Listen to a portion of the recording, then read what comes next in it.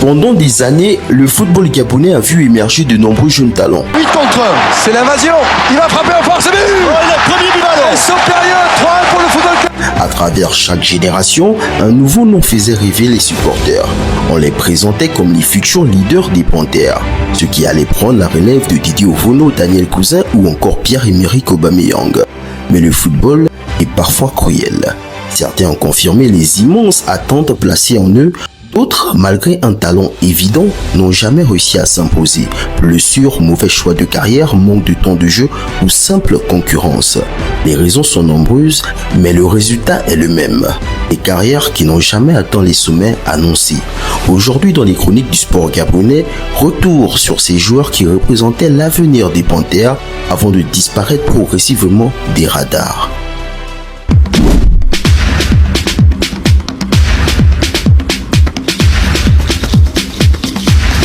Avant de poursuivre cette vidéo, je tiens à remercier notre sponsor du jour, TDM Streaming. TDM Streaming vous propose des abonnements à Netflix Prime Video, des chaînes IPTV, ainsi que de nombreux autres services de streaming à partir de seulement 1500 francs CFA par mois. Profitez de ces offres à prix réduit. N'hésitez pas à contacter TDM Streaming.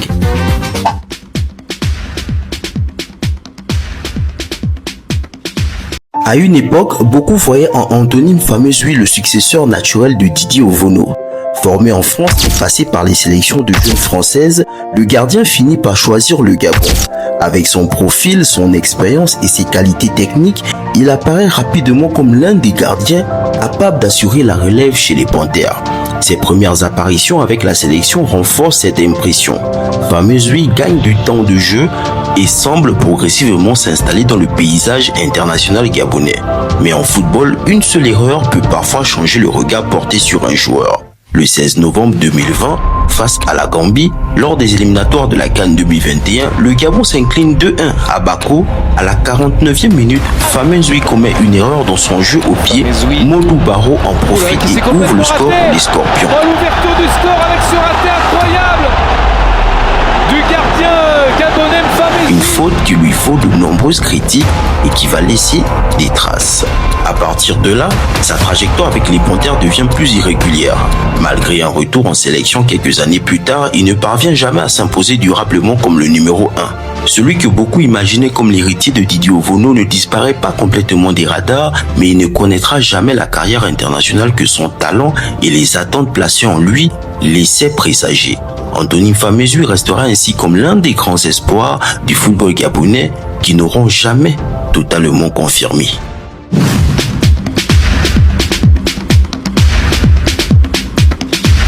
金希玉的下场，实际上看，前进给直接打了，漂亮，球进了，一脚击前进给的。 Né en 1992 à Port-Gentil, Alexander Doumbou fait ses premiers pas à l'AS Sogara avant de rejoindre très jeune la France. Son potentiel attire rapidement l'Olympique de Marseille où il poursuit sa formation aux côtés d'une génération prometteuse, notamment Jordan Ayew. Champion de France avec l'OM en 2010, il brille surtout chez les jeunes avant de découvrir progressivement le monde professionnel. En sélection, il débute en 2011 contre la République démocratique du Congo. Quelques mois plus tard, il remporte la CAN U23 avec le Gabon et participe aux Jeux Olympiques de Londres en 2012. Lors du premier match face à la Suisse, il délivre une passe décisive à Pierre-Emerick Aubameyang. Beaucoup pensent alors que le milieu du terrain va s'imposer durablement chez les Panthères. Mais la suite est différente. Après une CAN 2015 passée sur le banc, il disparaît progressivement de la sélection. Son parcours le mène ensuite en Belgique, en Bulgarie, puis en Chine, où il relance sa carrière avec le Shanghai Shenhua, remportant plusieurs trophées nationaux. Pourtant, avec le Gabon, cette belle promesse n'aura jamais réellement trouvé sa place.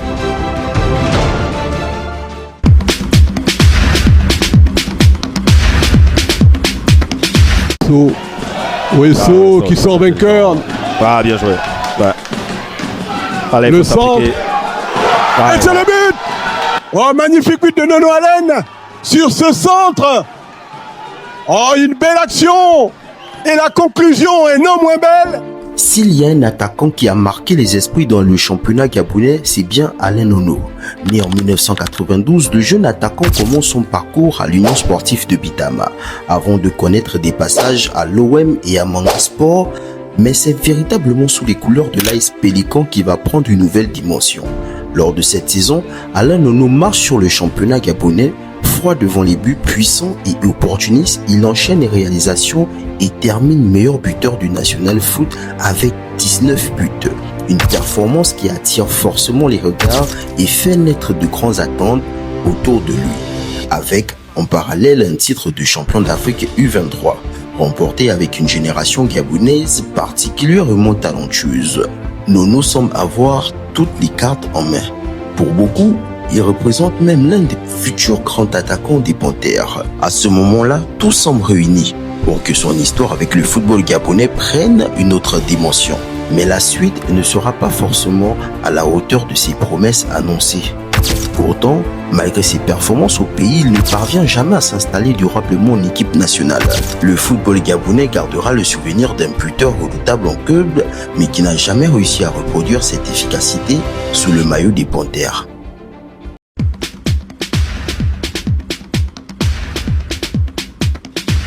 On dit toujours que pour s'intégrer, c'est pas très difficile, c'est pas toujours très facile, mais on a la chance d'être là avec des grands biens, des grands qui nous ont vu grandir, qui nous donnent beaucoup de conseils, donc ça nous a un peu facilité, mais on ne peut pas dire que c'est facile parce que c'est une histoire de nation, il faut toujours bien faire. Né à Port-Gentil en 1990, Romaric Ngombe était un milieu excentré au profil bien particulier. Passant dans les duels combatifs et capable de faire la différence devant le but. Il va rapidement se faire remarquer sur les pelouses gabonaises. Après son passage à Manga Sport, il décide de tenter l'aventure à l'étranger. Direction l'AS Vita Club à Kinshasa. À la 80e minute, Rogombe Romaric est à la porte de l'ouverture du score, mais sa frappe est déviée par le gardien Baka. Avant de rejoindre l'AC Léopard de Dolisie au Congo, où il s'impose progressivement comme un joueur important. Ses performances lui ouvrent alors les portes des Panthères. En 2015, il découvre la CAN en Guinée équatoriale. Cette première grande compétition sera aussi sa dernière avec le Gabon. Ngombe ne disputera qu'un seul match et ne parviendra jamais à s'imposer durablement avec l'équipe nationale du Gabon. Une carrière internationale finalement bien plus courte que ses performances en club pouvaient laisser espérer.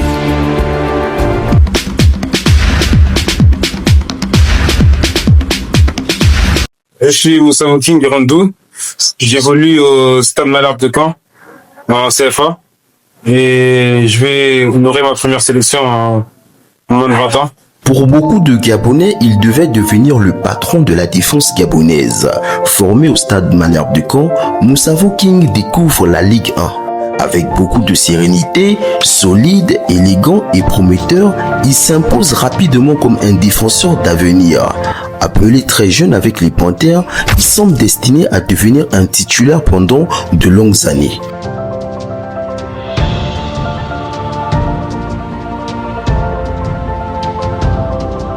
Mais le destin en décide autrement. Les blessures s'enchaînent, les changements de club deviennent fréquents et il peine à retrouver son meilleur niveau.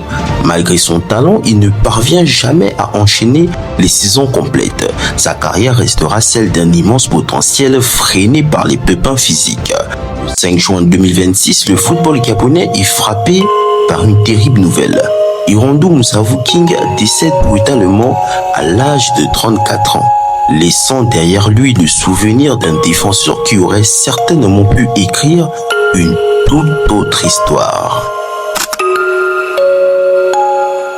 Ces joueurs avaient le talent, certains ont été freinés par des blessures, d'autres par des choix de carrière ou simplement par un contexte qui ne leur a jamais permis d'exprimer tout leur potentiel. Le football réserve parfois des destins inattendus et si ces noms n'ont jamais marqué l'histoire des Panthères comme on l'espérait, ils resteront malgré tout les symboles d'une génération qui avait fait rêver tout un pays. C'était les chroniques du sport gabonais. Merci d'avoir suivi cette vidéo. N'hésitez pas à partager votre avis en commentaire. Quel autre joueur gabonais pensiez-vous pouvoir réussir en équipe nationale? À très bientôt pour une nouvelle chronique.